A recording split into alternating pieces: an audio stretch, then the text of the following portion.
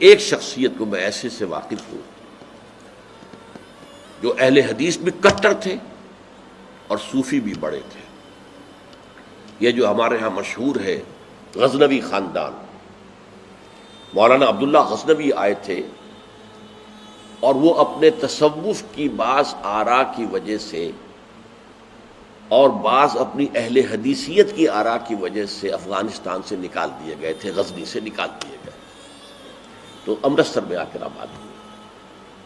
ان کی اولاد ہے یہ غزنوی خاندان.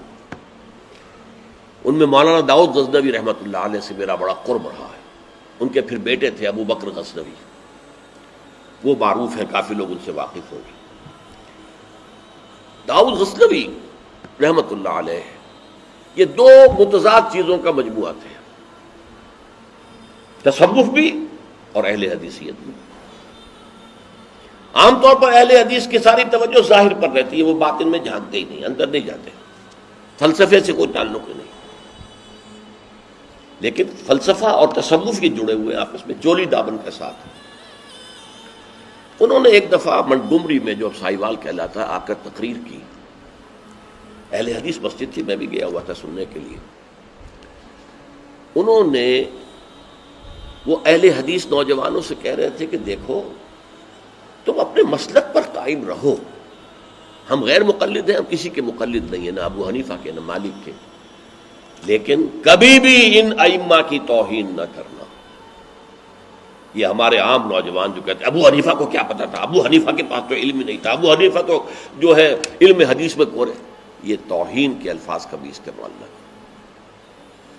اچھا، اس وعظ کے ساتھ انہوں نے مثال دی کہ دیکھیے شیخ محی الدین ابن عربی رحمۃ اللہ علیہ کے سب سے بڑے مخالف شیخ احمد سرہندی رحمۃ اللہ علیہ تھے، دونوں کے لیے رحمۃ اللہ علیہ کہا. میں حیران ہو گیا، یہ وہابی آدمی، کٹر وہابی اہل حدیث، اور یہ شیخ ابن عربی رحمۃ اللہ علیہ کہہ رہا. خیر میرے دل پر بھی اثر ہوا کہ بڑی وسعت ہے ان کے فکر و نظر میں. میری اہلیہ کے چچا تھے، ان کے ایک بیٹے، سب سے چھوٹے بیٹے یہاں مجمع میں موجود بھی ہیں، شیخ فضل الرحمان مرحوم. ان کے بہت گہرے تعلقات تھے یہ جو خاندان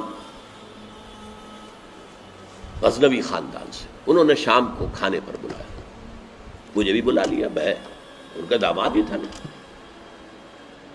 تو وہاں میں نے کہا کہ حضرت آپ نے شیخ ابن عربی کے ساتھ رحمت اللہ علیہ کے الفاظ استعمال کیے،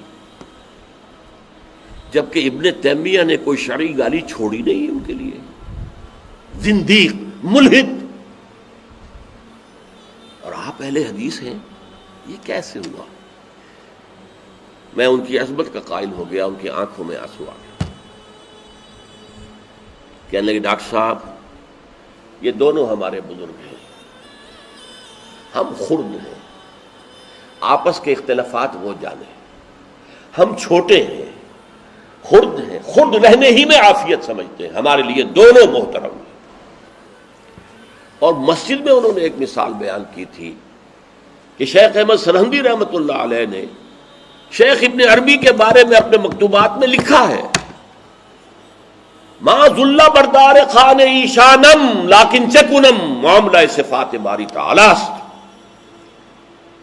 کہ ہم شیخ ابن عربی کے دسترخوان کے جھوٹے ٹکڑے کھانے والوں میں سے ہیں. کون کہہ رہا ہے؟ مجدد الفسانی کہہ رہا ہے. ما ذل بردار خان ایشانم،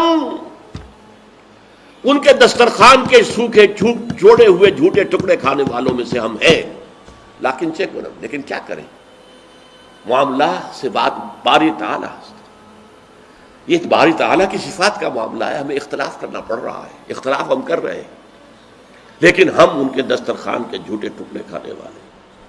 یہ کہہ رہے ہیں شیخ احمد سرہندی رحمۃ اللہ علیہ، جن کے بارے میں مشہور ہے کہ ابن عربی کا یا تو مخالف اول ابن تیمیہ رحمۃ اللہ علیہ، اور یا پھر مخالف دوم جس نے جوابی فلسفہ پیدا کیا، وہ شیخ احمد سرہندی رحمۃ اللہ علیہ. تو یہ ہے کہ ان چیزوں کے بارے میں اپنے سینوں کو وسعت دیجئے. آپ ابن عربی کی بات کو چھوڑ دیجئے، پھینک دیجئے، لیکن توہین نہ کیجئے. اس کو خام خواہ کفر سے تعبیر نہ کی. یہ چیزیں جو ہے، اور پھر ہمارے سارے صوفیہ جو اس کے قائل ہیں، پھر ان سے بدزنی ہو گئی.